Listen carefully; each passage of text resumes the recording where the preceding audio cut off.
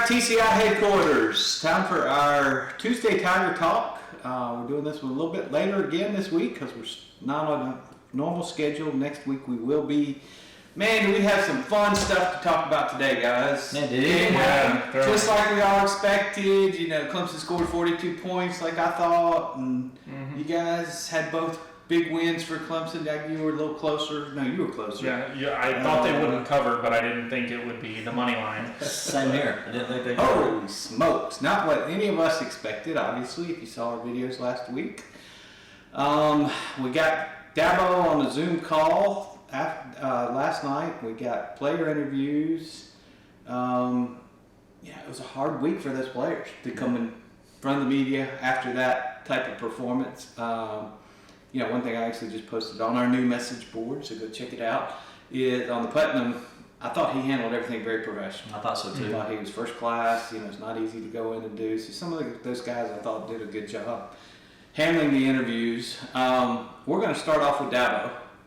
Obviously, his comments caused some discussion on our site and Twitter and everywhere else. Will, I'm going to start off by asking you one of the questions that kind of seemed to get him a little fired up, as we wrote last night, was the question about the national folks talking about the narrative around the transfer portal. Yeah, Dabo, basically the word around the national media, if you haven't read, is that Clemson lost because they didn't have anybody from the transfer portal. Dabo didn't use it properly, really kind of focusing on the wide receiver issue, saying that Clemson could have gone out there and got a top-of-the-line guy out of the transfer portal that might help their passing game, which we all saw and probably agree was kind of inept the other night.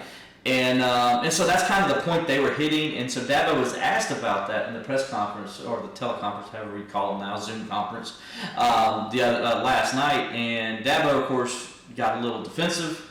And, he got very defensive. Very defensive, and said that was not the reason why they lost the game, that they lost the game because they didn't execute in the red zone, which he's accurate with that, but he's also not accurate the other way, and I kind of wrote a column about that. If you had a 6'4" stud transfer receiver, you might have scored in the red zone because you would have been able to throw the football. Throw the fade pass. Yeah. You got a guy you trust, and it just shows they don't have anybody they trust. And a couple instances where I just saw it with my own eyes, and I'm no coach, so I know Dabo's seen it, and I know Tyler Grisham has seen it.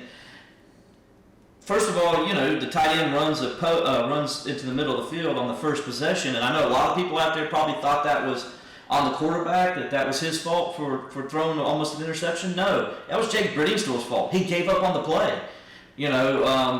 He's thrown to the spot, and he just gives up on the play. And I was just like, what are you doing? You're not helping. So guess what? You don't throw the ball to Jake Brittingstall anymore. So you guys want to know why he didn't throw the ball to him? That's why. And then, you look at Cole Turner. He throws a deep ball down the middle on a post. Probably, it was in double coverage, but you know what? He put it where his guy, I thought, could get to it. If his guy jumped, he didn't even try to jump. He just let the safety get right there in front of him and knock the ball away. That's what these receivers aren't doing, and that's why the quarterbacks did. That's why DJ Uyunglele didn't trust them, and now we're seeing the same thing happen again.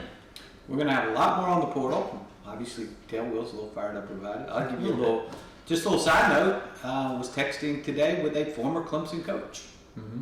And he brought the portal up, and the place he's at now, they're doing real well and using the portal. And his thing was, you don't have to go out and bring in 20 players. You go out and pick 2 or 3 key players. Yeah. You can really make a difference in your roster. I think 99% of the Clemson fans see that. I think so too. A lot of people in the media see that. So we'll see where we go from here. There's no doubt the roster could certainly be better if they used the portal. There's no doubt. Best is the standard, could certainly be better. All right, Cameron, that was one of the things that kind of caught some ire. I know you wrote about another one.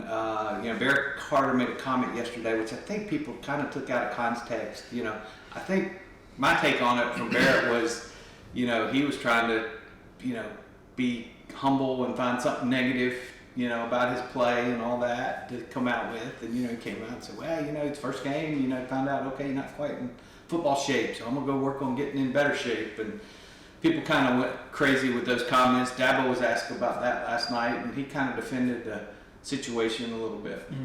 Yeah, no, I think with Barrett, it's not really, so to speak, like he played bad, because I don't think he played bad. I think that would be a ridiculous thing to say. Obviously, the first thing he talked about was he wants to get that tackle back on Riley Leonard. He gets away, ends up being a 44-yard touchdown. It's just unfortunate, but I think it's good to see him. Obviously, you don't want to see him down. He talked about body language. He said he was pissed off with himself when it comes to the body language on the sideline. He's like, I can't be around those guys and have my head down and be that way the entire game, because that's not going to influence the team well. But obviously, so he can work on that. But when it comes to his performance, I think it's good to see him wanting to be like a perfectionist, because obviously going out there and every little detail, if you can hone in those little things, that's big. And seeing him as a leader on this team wanting that, I think it's good for the future of this defense. And as I talked about, as I wrote about, it's like the defense didn't play bad by any means. I mean, the wheels came off at the end, but that was the team as a whole. So, I mean, if you put together those first three quarters, obviously there's a couple plays you're going to want back, like that Leonard touchdown, but to see him be so critical at this point is really good for the future of this defense. Yeah, I'm sorry, go ahead. I was going to say another thing, Dabo was asked about last night, got him a little antsy at the end of the Zoom call, was he was asked about the drops. And, got kind of defensive about that. Well, if you watched all these games, everybody's dropping the ball, and they kind of went back to just that sound like? Kevin Steele.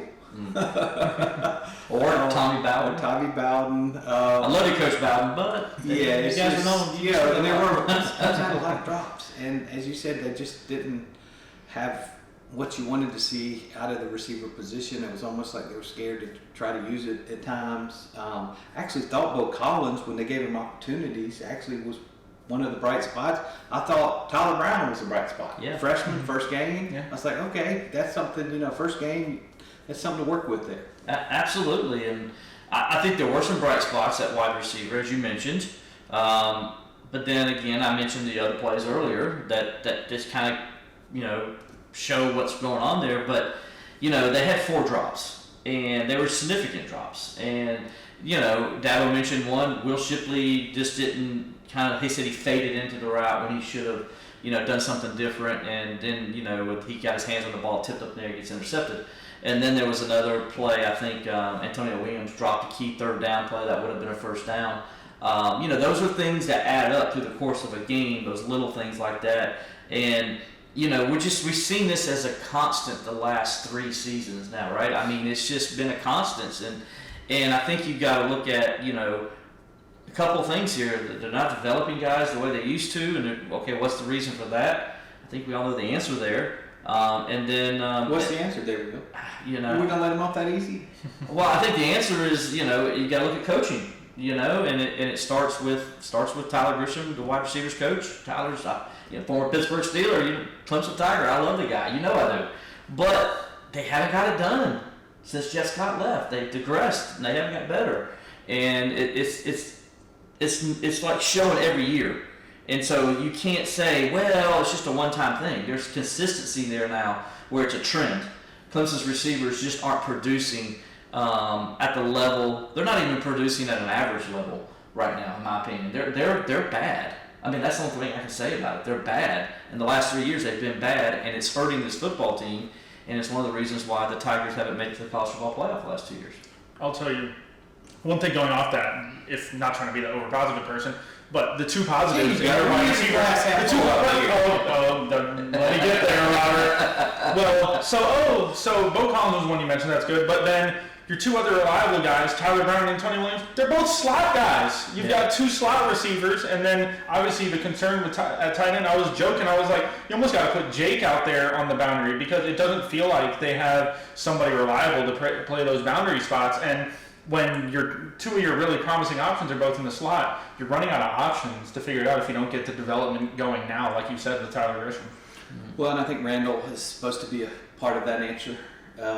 We'll see. Hopefully, light bulb will go off. Physically, he's got it. Yeah. We just need to see it. They got 11 games to go, so we can't. Well, these next 2 weeks are weeks where they hopefully can gain some confidence in the passing game, Cade, as well as the receivers and the chemistry. The running game, obviously, you got to feel pretty good about that. Absolutely. Offensive line, I feel good about. Felt good about the line. I'd still like to see one of those long runs in the end zone. You like to see those guys just get that little bit of breakaway speed. And then also on the out pass, now I want to say Kobe Pace because that's what number he used to wear. Sorry, Phil Maffa. That catch he had on the outside there, in, I think it was first or second quarter. He's got to make that play and not let the DB tackle him there because it's one-on-one. The outside, I think it was Bo Collins had the edge blocked. It's a touchdown. It's a touchdown right there if he just breaks that tackle. So yeah, you're right. They got to learn to figure out a way to break those tackles and complete those plays. Well, in the bowl game, it was all about Clemson went up and down the field. They couldn't score. Right? They weren't effective in the red zone. That was the whole off season. We're coming to Duke, and they don't take a step forwards. They take a step backwards. The only time they did score a touchdown, Duke gave them the ball on the turnover on a punt. Very short field. So what Clemson offense proved Monday night was they're not good enough to do a sustained drive and get in the end zone. That's right. That was the problem. And there wasn't no big plays again. Right. I mean, in the running game there was. The running game had some big plays, but there was only one pass over 20 yards. It was a 21-yard Tyler Brown, the freshman. That's why that stood out to me. Oh, wow. All right, Cameron, a little bit more on the players. Obviously, you wrote some interviews off of the players. What's something else that kind of stood out to you there? Yeah, so I think one more thing going off the offensive line stuff on more like the critical side. Tristan Lee, obviously that Phil Maffa fumble in the red zone was like a key point in the game because it started fourth quarter 13-7. You score that touchdown, make the extra point, it's 14-13, you got the lead. Instead, so Tristan Lee takes his man and just tosses him to the side, ends up going straight into Phil Maffa. Literally, but obviously Tristan Lee yesterday was a little somber tone when he talked about it because he was really upset with the ref, and he said he felt like he let his guys down when he was watching that film. He said he was not looking forward to sitting down and watching that. And I think that's good to see on that. And the two guys that were the most, I want to see the prank game. Not into your guy.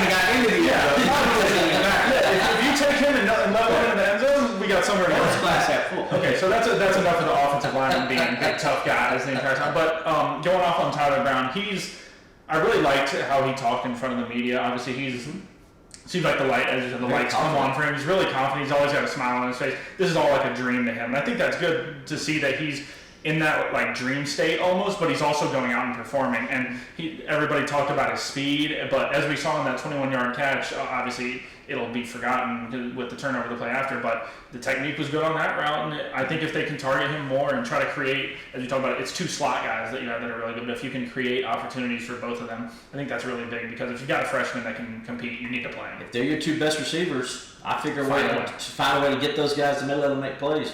Yeah. Get them on the field at the same time. That's the way I look at it. One more note on the offense. I did not like the fact that they didn't do more tempo. When they did tempo, it seemed to work. And then they kept first half changing personnel, which obviously kills your tempo. The refs waiting for Duke to get their guys in.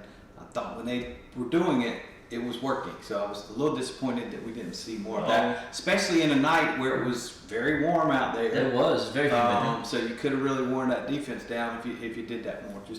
I think the other thing that goes with that, and it frustrated me watching the game, was so many plays set up behind the line of scrimmage. Obviously, like coming in with Garrett Riley's offense, we talk about if your quarterback's not confident in his guys, you can't sit here and throw 20-yard passes and create that tempo, because you get those first downs. You get up, you run the first down play quickly, and it kind of took away, like it ripped the heart out of the offense immediately, because then you've got to do all these slip screens, all these wide receiver screens, just toss them to the running back out of the backfield, and you can't do tempo off a 3-yard gain. It's just not how it works. Well, and they've got to be able to throw the ball. We've seen that the last 2 years. You're not going to be able to just line up and run the ball well enough to beat the good teams. They're going to stack the box. They're going to know what Clemson's doing. They're going to know Clemson's not going to beat them downfield throwing, and you just make it a whole lot easier on the defense. It's the whole thing like Chad Morris used to do. I think you have to show you're going to throw it. And Duke realized after that pass to Turner, they weren't going to throw it anymore. And so Duke sat there in a cover two, just kind of sat back and just really kind of we're just going to focus on maybe stopping the run as much as they can, but they just didn't feel like Clemson could just consistently go down the field, and they weren't going to do anything over the top on them. So it's like they weren't really worried about anybody. I think Clemson's got to at least show it. You may not complete it, but at least show it, and then that way you can lean on the running game, because I think the running game is the strength of this team. They do need to lean on it and win football games. By the way, could you give Will Shipley the ball 25 times? Please, give Will Shipley the ball 25 times and you'll win. My gosh, Dabo, give the man the football. I'm tired of it. They would have won that game the other night. He has 17 carries for 114 yards. Not one time got tackled behind the line of scrimmage. And he didn't get the ball 9 more times. Give him the damn ball, Dabo. Give him the damn ball. Well, I mean, Moffitt did pretty good with those Sorry. 9 carries. Give me the curse. So what? Moffitt did pretty good with those 9 carries. Well, He had yeah. the longest run of the game. Yeah, give him off with the ball too, but you still need to Who do you give. want on the field at the 2-yard line? I want Will Shipley. Exactly. And I want Will Shipley to get that ball 25 times a game. I'm telling you, it will make a major difference in this football team if they do Just it. getting fired up. All right, we're going to let Will rest a little bit, guys. We're going to take it. I'm just fired up. Sorry. That's our recap Yeah, I'm not of really on interviews. that As yet. you can tell, we went a little bit off the rails and got Passion. into the game and Will's passion. We didn't even talk about the Steelers, so wait till next week. All right, guys, thank you for joining us. Again, check out our new message board / social network. A lot of fans on there now, and we've got a home game. We will be live from the Valley. We got all 3 be there. We got a bunch of others that are going to be there Saturday as well. So stay tuned to TCI for the most complete coverage of Clemson football. This is Miles Murphy. Make sure to check out Clemson Insider's most complete football coverage. Nobody does it better.